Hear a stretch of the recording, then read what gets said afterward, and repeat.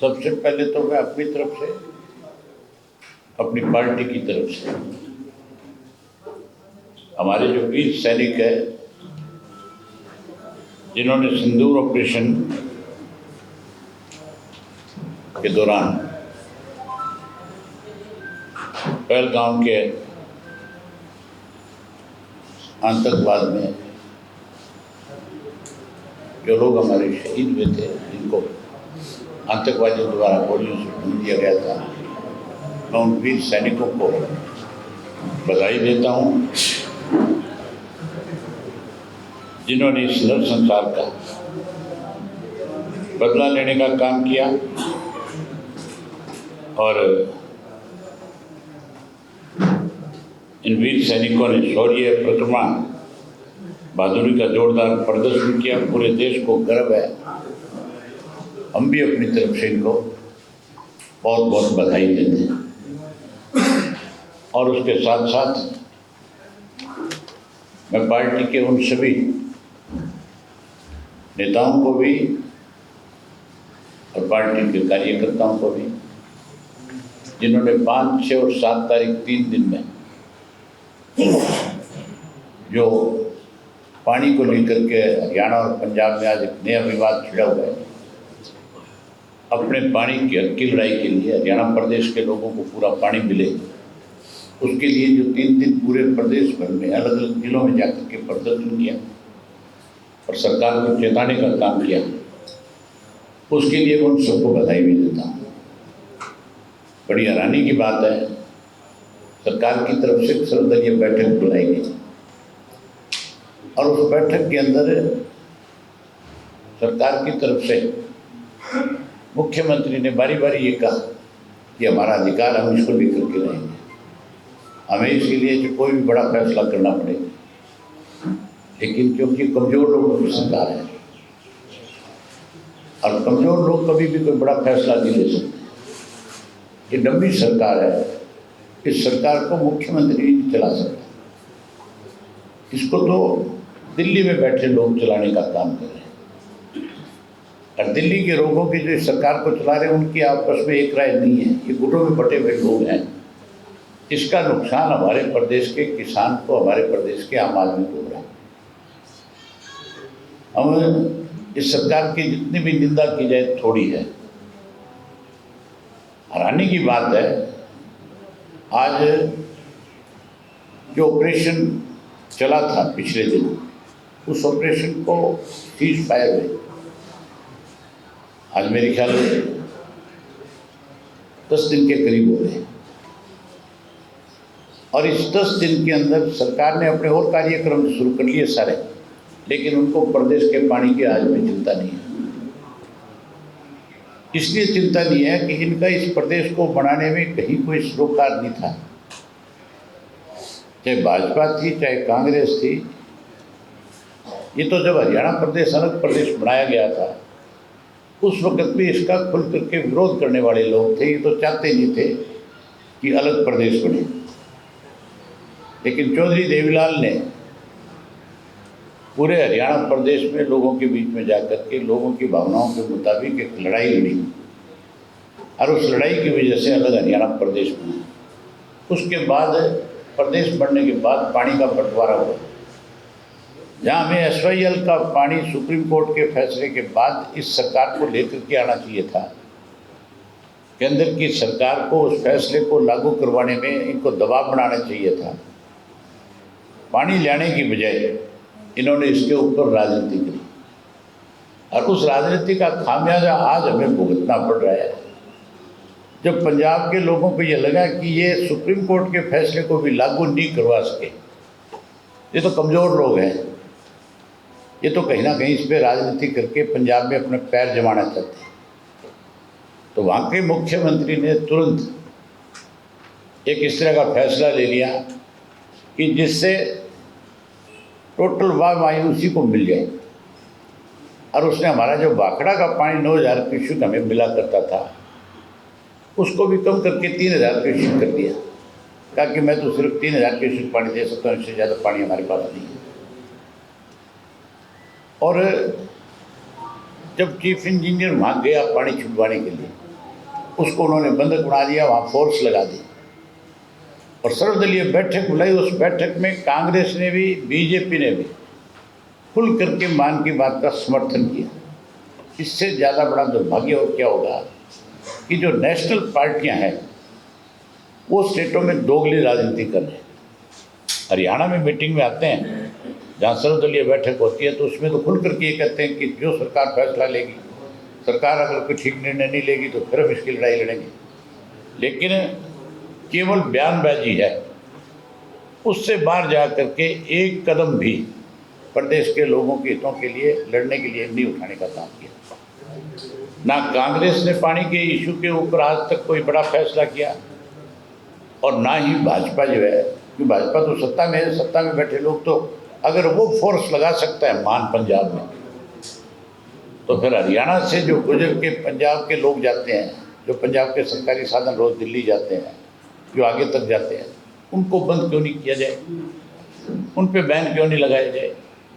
अगर वहाँ फोर्स के द्वारा पानी रोका जा सकता है तो पानी लेने के लिए हमें उनको रोकना चाहिए कि नहीं रोकना चाहिए। हमने आज अपनी बैठक करी है और इस बैठक में, क्योंकि हमने पोस्टपोन इसलिए किया था कि बीच में जो सिंदूर ऑपरेशन था उसको देखते हुए, क्योंकि वो देश का इशू था, हमारे लिए वो ज़्यादा महत्वपूर्ण था, इसलिए हमने इस सारे मामले को स्लो किया और इस चीज़ का इंतज़ार किया कि पहले हमारे बीच सैनिक जिस काम के लिए आज आगे बढ़ रहे हैं उसमें बड़ी जीत हासिल करके आए, ताकि देश के लोगों का विश्वास बहुत बढ़े उनके प्रति। और अब जब हम उस ऑपरेशन में कामयाब हो गए तो फिर हमारी जिम्मेवारी है, क्योंकि चौधरी देवीलाल का बनाया हुआ प्रदेश है, इस प्रदेश का किसान अगर पानी की वजह से परेशान हो तो इंडियन नेशनल लोकदल पार्टी हाथ पे हाथ रख के घर नहीं बैठ सकती। हमने पहले प्रदर्शन करके मेमोरेंडम देने का काम किया।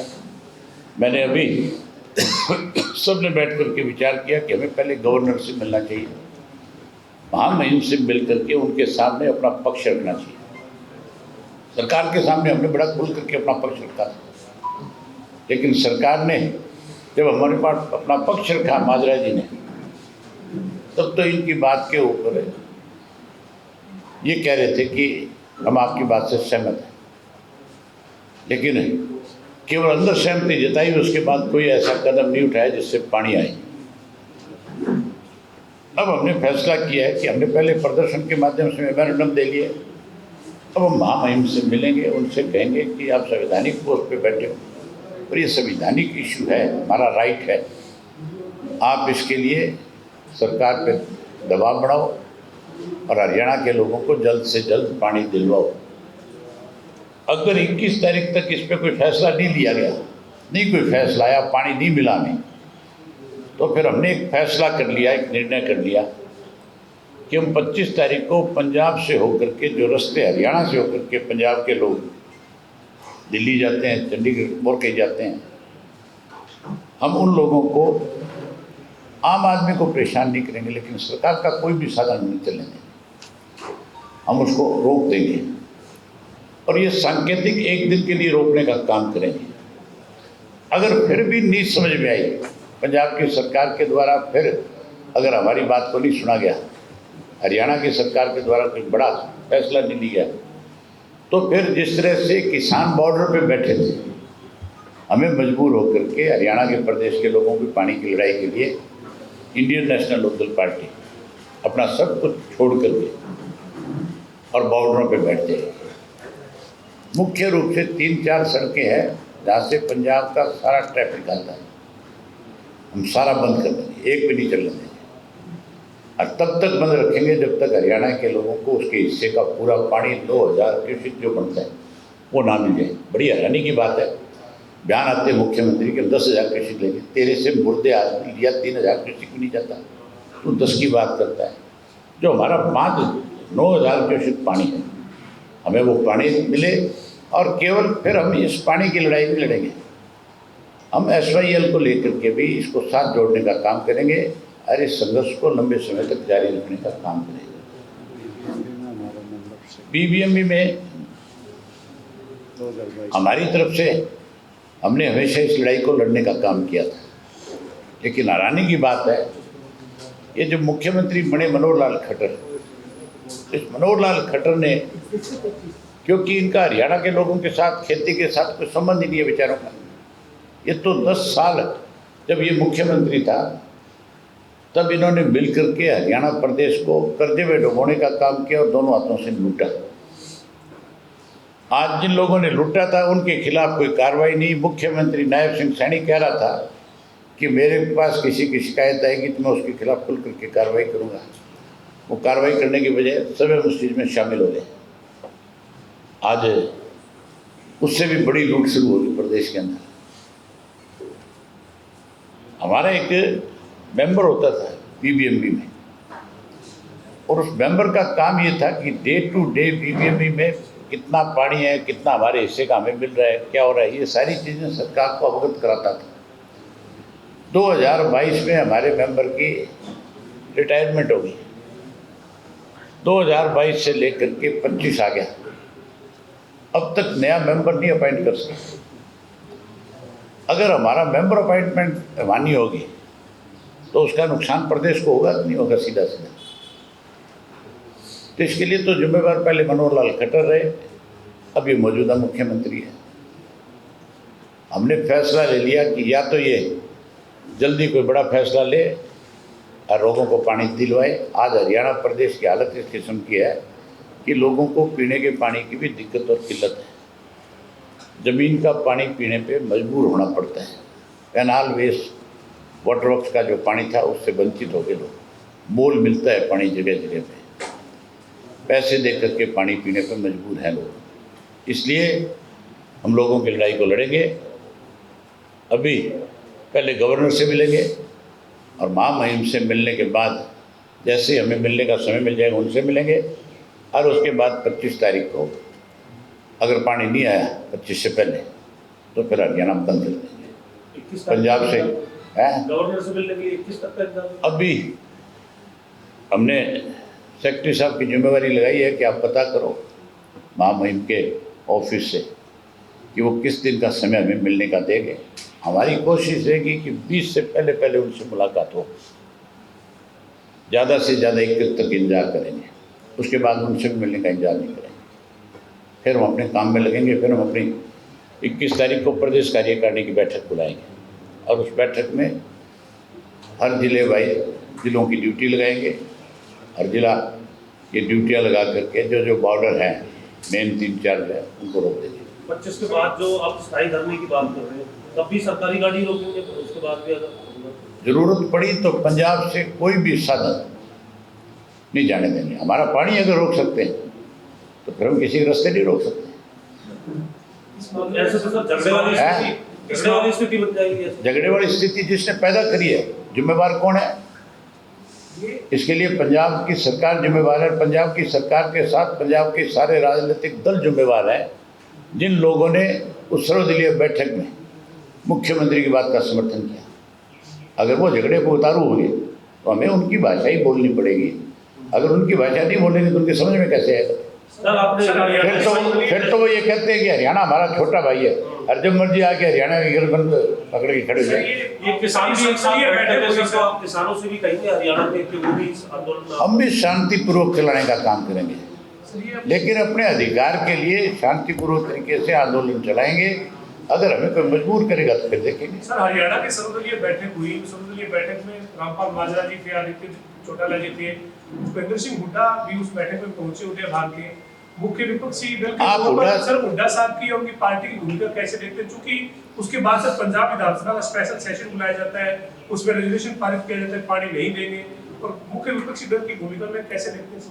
आप ये देखो कि हमने तो ये डिमांड करी थी भी सेशन हमें बुलाना चाहिए तुरंत, और सेशन बुला करके इस पर डिस्कशन होनी चाहिए और फिर एक मत से प्रस्ताव पारित करना चाहिए। कोई ना कोई सख्त निर्णय लेना चाहिए इसके ऊपर। भूपेंद्र सिंह हुड्डा उस मीटिंग में थे। मीटिंग में तो बहुत लंबी चौड़ी बातें कर रहे थे, लेकिन उसके बाद सड़क पे कहीं नजर आया? देखा आपने? इनका ये मिले हुए लोग हैं भाजपा और कांग्रेस के।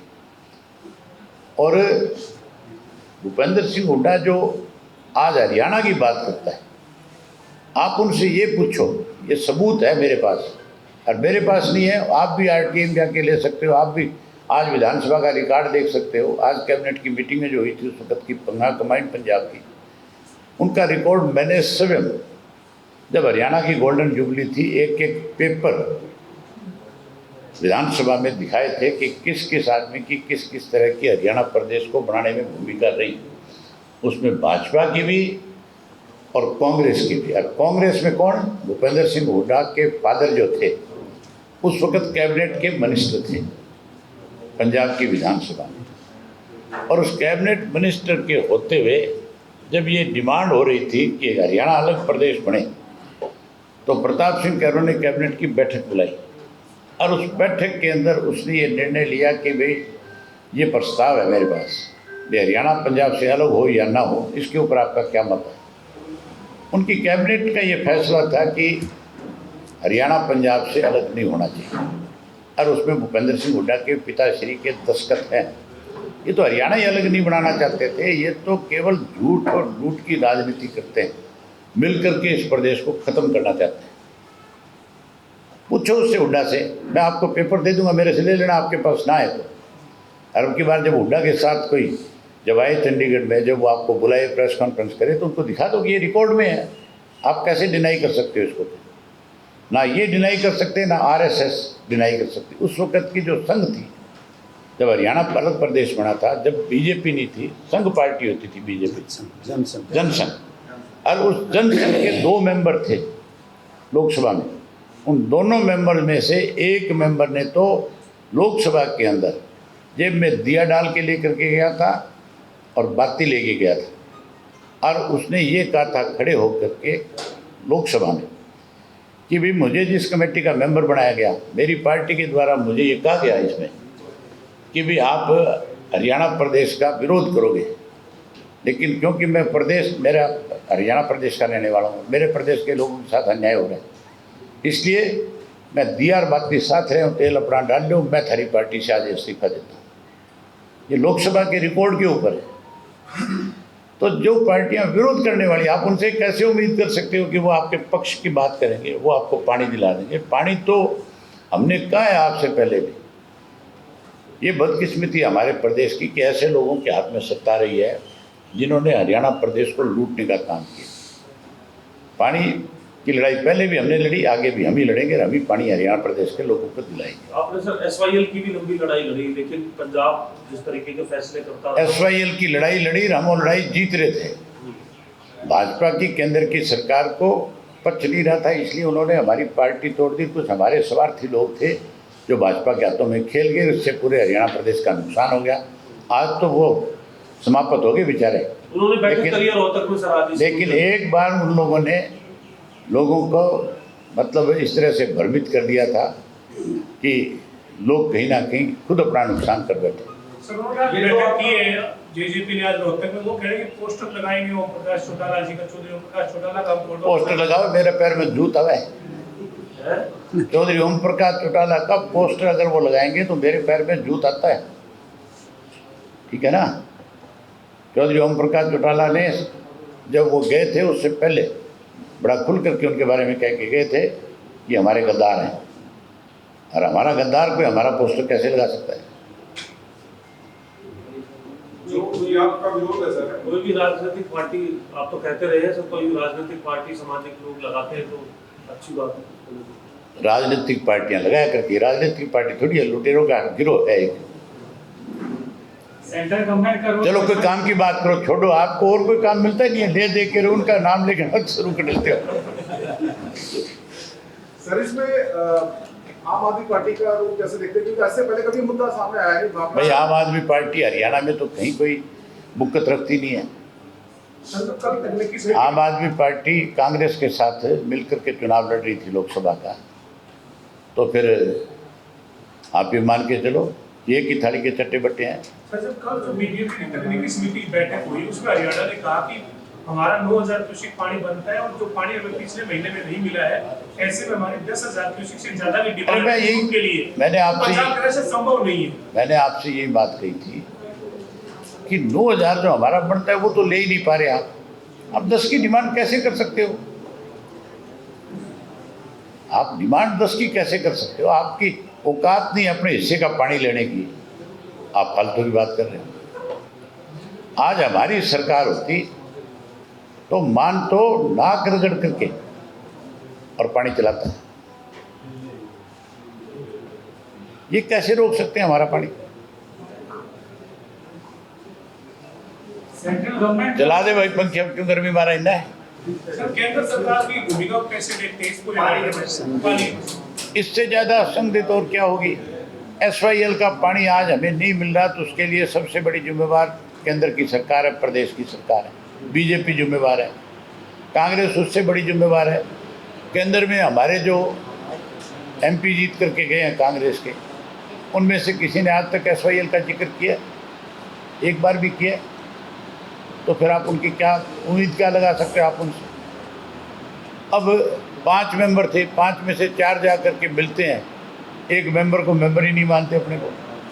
ये तो आपस में लड़ रहे हैं बेचारे, इनको हरियाणा से क्या सरोकार है? आओ चाय पिलाता हूँ आपको। बहुत धन्यवाद आपका।